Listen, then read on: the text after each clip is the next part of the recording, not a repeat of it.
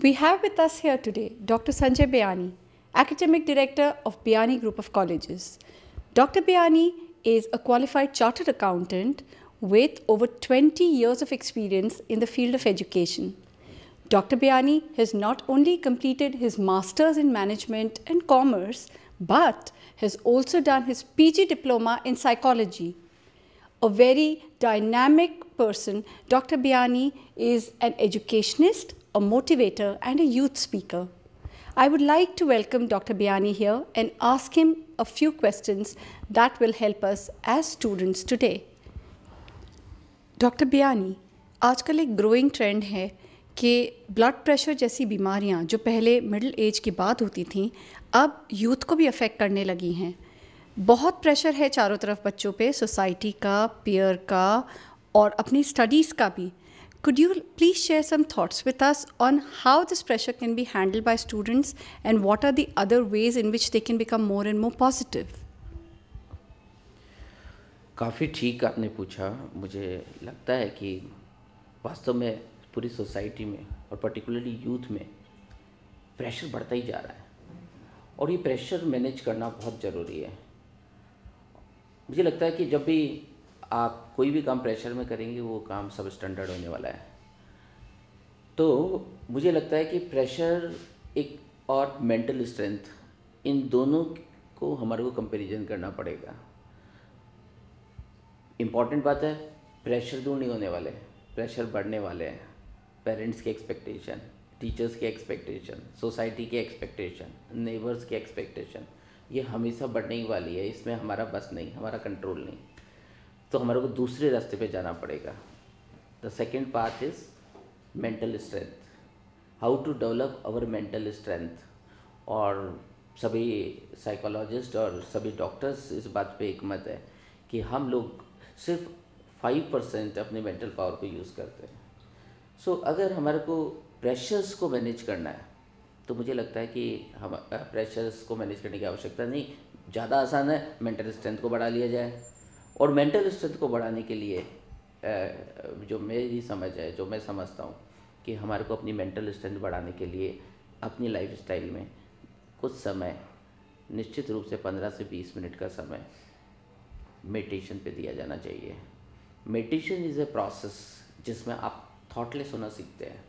आप ये सीखते हैं कि हम किस तरह एक जगह कॉन्सेंट्रेट हो सकें, हम हमारे ऑब्जेक्टिव को डिफाइन कर सकें.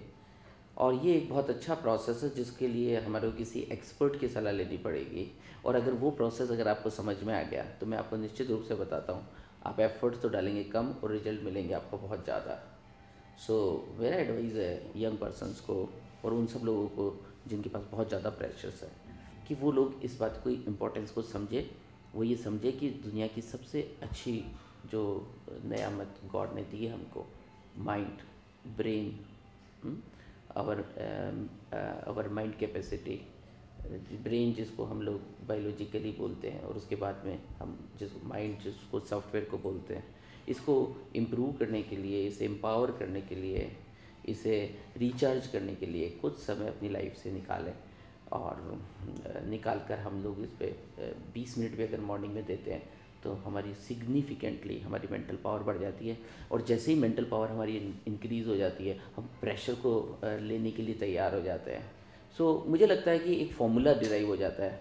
एक तरफ है प्रेशर और एक तरफ है मेंटल स्ट्रेंथ. तो अगर एक फॉर्मूला बनाना चाहे, डिनोमिनेटर और को हम डिफ़ाइन करना चाहें, न्यूमरेटर और डिनोमिनेटर को हम डिफ़ाइन करना चाहें, तो एक तरफ है मेंटल स्ट्रेंथ. तो फॉर्मूला बना, mental strength will be divided by pressures. So अगर हमारा मेंटल स्ट्रेंथ ज़्यादा है और प्रेशर कम है तो हम सस्टेन करेंगे और अच्छा करेंगे.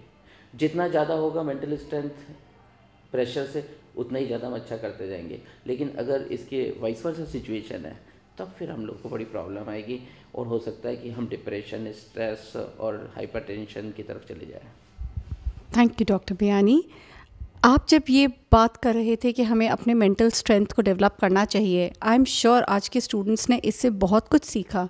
लेकिन जब आप ये बात कह रहे थे तो मेरे दिमाग में एक और चीज़ आई.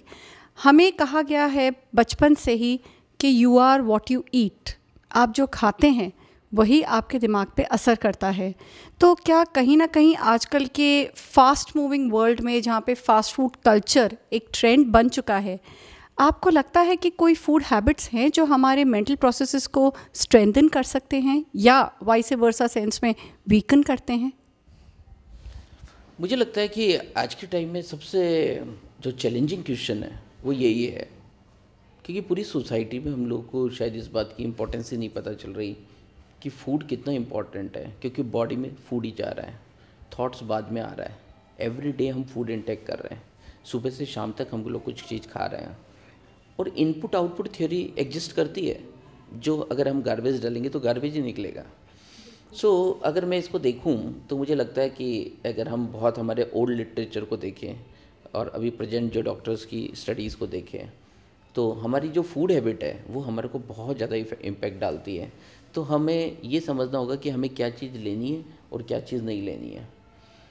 मुझे लगता है कि हम जो भी एक तो लेट नाइट में पढ़ना, हमारा हम लोग टी एंड कॉफ़ी बहुत लेते हैं ड्यूरिंग द स्टडीज़। इसके अलावा हम लोग जिस तरह का फूड ले रहे हैं उससे हमारी जो थॉट प्रोसेस है वो सीधा इम्पेक्ट करते हैं। और अगर हमारे ओल्ड लिटरेचर की बात करें तो मुझे लगता है कि हमारे जो बॉडी है, हम सब एक तरह से एटम्स हैं, और एटम्स का जो फॉर्मेशन है वो न्यूट्रॉन और प्रोटॉन से है। न्यूट्रॉन ही पहले वर्क करते हैं, और अल्टीमेटली हम प्रोटॉन जो है वो बहुत माइन्यूट पार्ट है जो अंदर होता है, एटम्स के अंदर होता है। अगर हमारे को वो जो सबसे इम्पॉर्टेंट पार्ट है अंदर उतरना है, तो हमारे को वो सब चीज़ें बंद करनी पड़ेगी जिससे नेगेटिव एनर्जी बढ़ती है। तो मुझे लगता है कि बहुत ज़्यादा अगर हम लोग जब फूड ऐसा लेते हैं, जैसे जब बहुत ज़्यादा मसाले लेते हैं हम लोग, या बहुत ज़्यादा हम ऐसा टेस्टी फूड लेते हैं, या बहुत चिकनाई वाला फूड लेते हैं, तो मुझे लगता है कि फिर हमारा जो अंदर जो ब्रेन में जो केमिकल रिएक्शंस हैं वो नेगेटिविटी की तरह चले जाते हैं। और मुझे लगता है कि गॉड ने सबसे टॉप के ऊपर, जैसे प्लांट की हम बात करें तो ट्री पे सबसे टॉप पे जो चीज़ें बनाई हैं वो फ्रूट्स बनाए हैं। और फ्रूट्स जो है, फ्रूट लेने की हैबिट जो है, हमको फ्रूट्स इंटेक करने की हैबिट्स हैं, वो निश्चित रूप से हमारी बॉडी के सबसे ऊपर वाले पार्ट को, जिसको हम ब्रेन कहते हैं, उसे शार्पन करती है, उसे रिलैक्स करती है, उसके अंदर केमिकल रिएक्शन को पॉजिटिव डायरेक्शन में लाती है। तो हम ये स्टूडेंट से मैं ये चाहूँगा कि वो ये बात पे गौर करें कि जब वो लंच ले रहे हो या डिनर ले रहे हो या ब्रेकफास्ट ले रहे हो, तो इस बात पे ज़रूर गौर करें कि वो कितना फ्रूट्स उसके साथ साथ ले रहे हैं, क्योंकि फ्रूट्स जो है वो हमारी बॉडी के अंदर फेवरेबल केमिकल रिएक्शन कन्वर्ट करेंगे। वो जो प्रोटॉन्स जो हमारे एटॉमिक फॉर्मेशन के अंदर जो प्रोटॉन एलिमेंट्स है उसको बढ़ाएंगे। और मुझे लगता है कि इससे हमारी सोचने का जो डायरेक्शन होगा, जो नज़रिया होगा, वो निश्चित रूप से ठीक होगा, और हमारे को नेगेटिव फीलिंग्स और नेगेटिव इमोशंस जो हैं वो बहुत कम आएंगे, और हमारा पढ़ने के अंदर कंसंट्रेशन बढ़ेगा और हम राइट डायरेक्शन में जाएंगे। तो निश्चित रूप से अभी आपने कहा फूड हैबिट, मुझे लगता है फूड हैबिट हमारी लाइफ को वास्तव में बहुत ज़्यादा इम्पैक्ट डालती है, क्योंकि जब जिसको यही पता नहीं है कि मुझे खाना क्या है, तो फिर उसको सोचना भी नहीं आएगा, क्योंकि खाने से सोचने का सीधा सीधा ही संबंध है, रिलेशनशिप है। Thank you so much doctor Beyani. तो हम स्टूडेंट्स ने आज बहुत सीखा सर से। हमें सिर्फ अपने फूड हैबिट्स ही नहीं, हमें अपने आप को सुबह से ही कंट्रोल करना चाहिए। कुछ समय अपने साथ स्पेंड करें, थोड़ा मेडिटेट करें, थोड़ा पीसफुल रहें, जिससे हम आसपास के प्रेशर्स को ही नहीं, हम अपने खुद के परफॉर्मेंस को भी इम्प्रूव कर सकें और आगे बढ़ सकें। मैं आप स्टूडेंट्स को ये भी बताना चाहूँगी कि at Biyani group of colleges we have a regular counselling team जो डॉक्टर संजय बेयानी सर के निर्देशन में एवरी संडे स्टूडेंट से मिलते हैं, उन्हें काउंसल करते हैं, और न केवल पढ़ाई में बल्कि ज़िंदगी में आगे बढ़ने का नया तरीका सिखाते हैं। So for all of you who are interested, you are welcome to Biani Group of Colleges, especially our campus at Vidyadhar Nagar, Jaipur.